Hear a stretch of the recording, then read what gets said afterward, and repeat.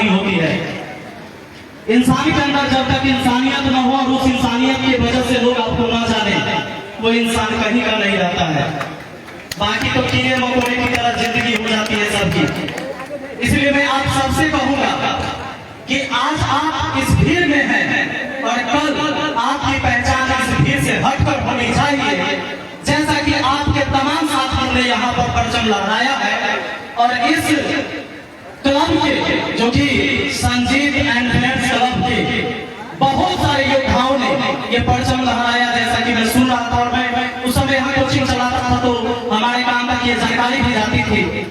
खैर उसके बाद कुछ दिनों बाद मैं यहाँ से चला गया था। तो मैं आपको बताऊं कि जैसे सैकड़ों विद्यार्थी ने इस बार भी एग्जाम में अलग अलग पद पर गए, चयनित हुए। अगर कोई गरीब का बेटा, कोई किसान का बेटा, कोई मजदूर का बेटा या बेटी जब पढ़ लिख के कोई स्थान पर चयनित होते हैं तो आप समझ लीजिए सिर्फ अपने लिए और अपने परिवार के लिए आप चयनित नहीं हुए हैं। जब आप चयनित होते हैं तो आसपास के गांवों में, टोला मोहल्ला में चर्चाएं होती है इसकी।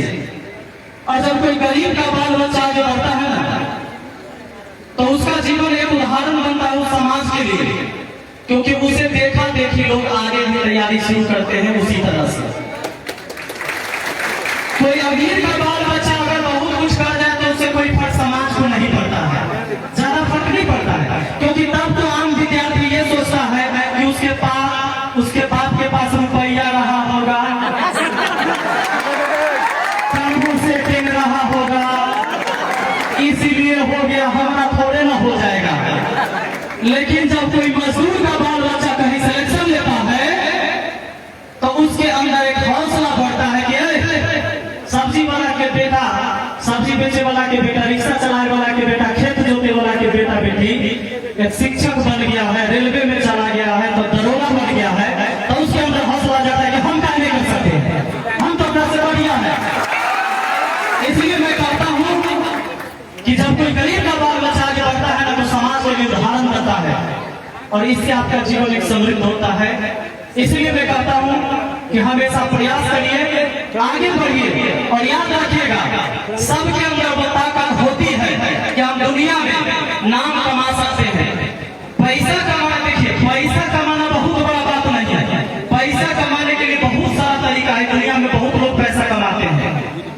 पैसा जरूरी है मेरे जीवन में, ये जरूरत की चीज है, क्योंकि पैसा नहीं रहेगा तो उसको भी कहा गया है छुच्छा के पूछा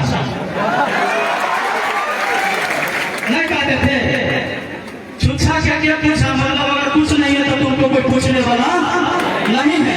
पैसा जरूरी है लेकिन सही तरीके से पैसा जो कमाएंगे, जो अर्जित करेंगे, उसी से सुख भी मिलेगी, उसी से सम्मान भी मिलेगा। इस बात को हमेशा अपने पूरे जीवन याद रखना है। किताब हम पढ़ते हैं, हम शिक्षित होते हैं इसलिए कि हम समाज को बेहतर दिशा में ले जाएं। लेकिन शिक्षा का सिर्फ ये मतलब नहीं होता है कि हम किताब को पढ़ लें, एगो रोजगार मिल जाए, बात खत्म। शिक्षा का ये मतलब नहीं होता है। मैं आपको बताऊं, मैंने शुरुआत यहाँ से किया था पढ़ाना।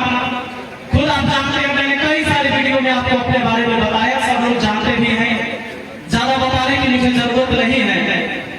मैं भी उसी परिवार से हूँ जहाँ कहते हैं कि पैसे के अभाव में बाकी भाई बहनों ने पढ़ाई बहुत पहले छोड़ दिया। 5 भाई बहन में 3 भाई और 2 बहन। भाई में मैं सबसे छोटा था और पढ़ाई हमारे दोनों भाई ने गरीबी के कारण ही छोड़ा, क्योंकि हमारे पिताजी कुछ करते नहीं थे।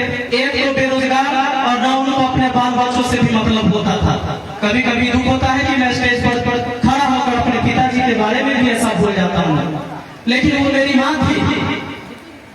वैसे माँ के कोख से मैंने जन्म लिया, क्योंकि ये कहा भी गया है कि माँ जो होती है ममतामयी होती है।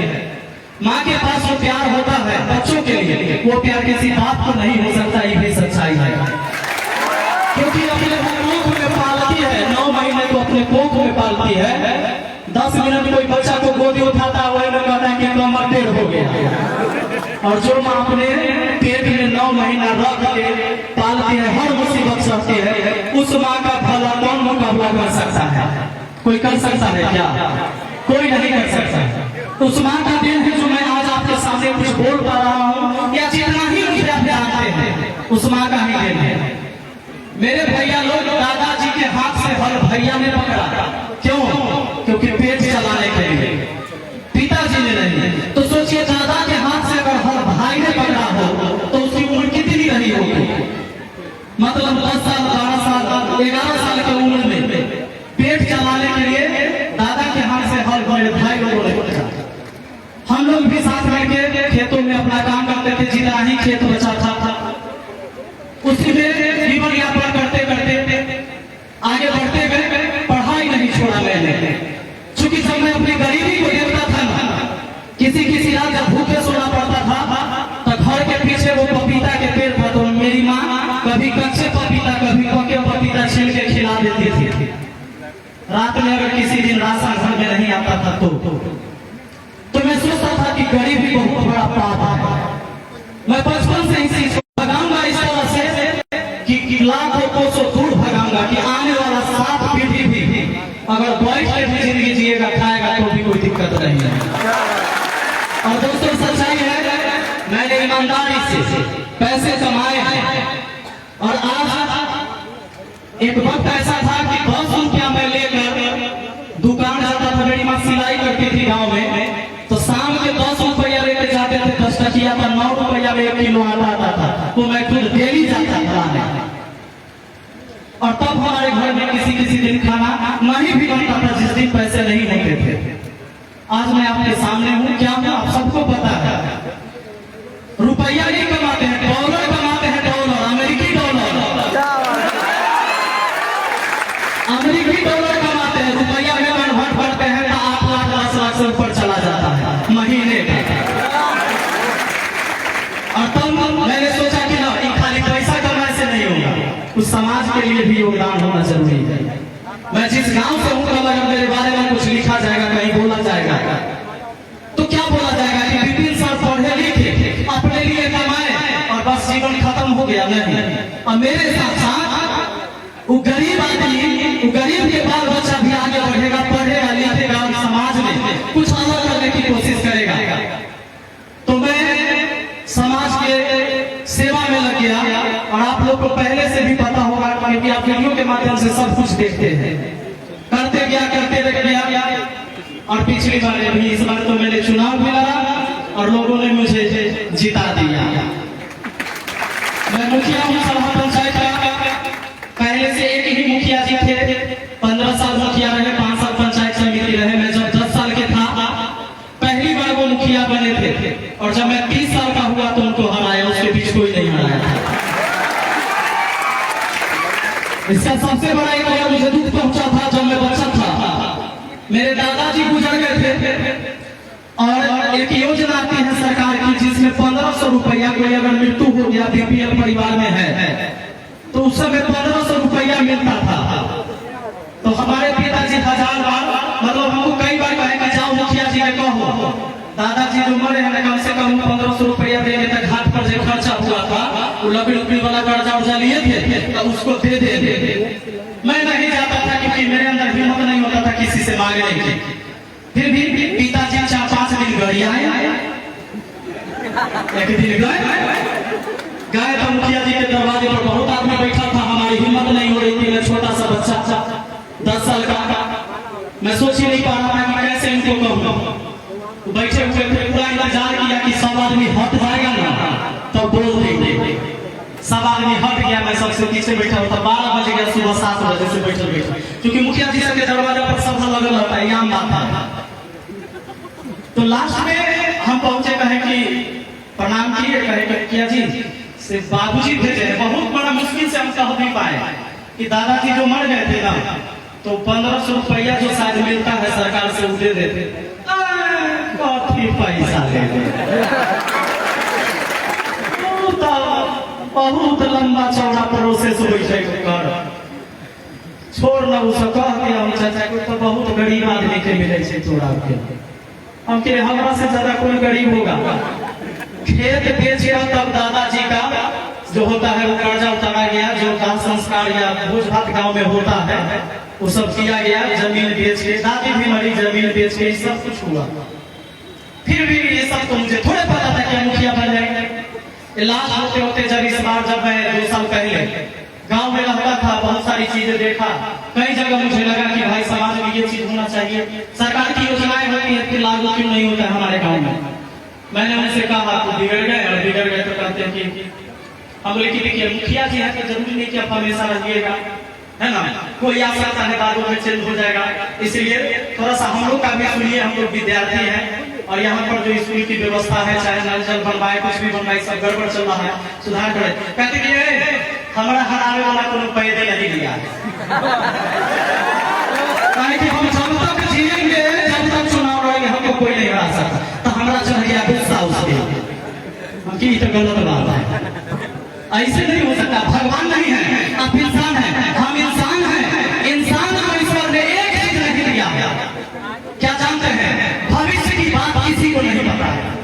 मैं आज अपने घर जिंदा वापस लौटूंगा कि नहीं लौटूंगा मुझे भी नहीं पता, किसी को नहीं पता है कि अगले क्षण उसके जीवन में क्या होने वाला है।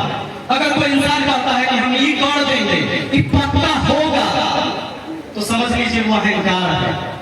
मैंने कहा कि बस हो गई तैयारी, शुरू हो गए, चुनाव लड़ गए, और सच्चाई बताऊं, एक पैसा खर्चा नहीं किया चुनाव में, जिसका बाप वोट नहीं दे रहा था लेकिन उसका बेटा मुझे वोट दे रहा था, सच्चाई है।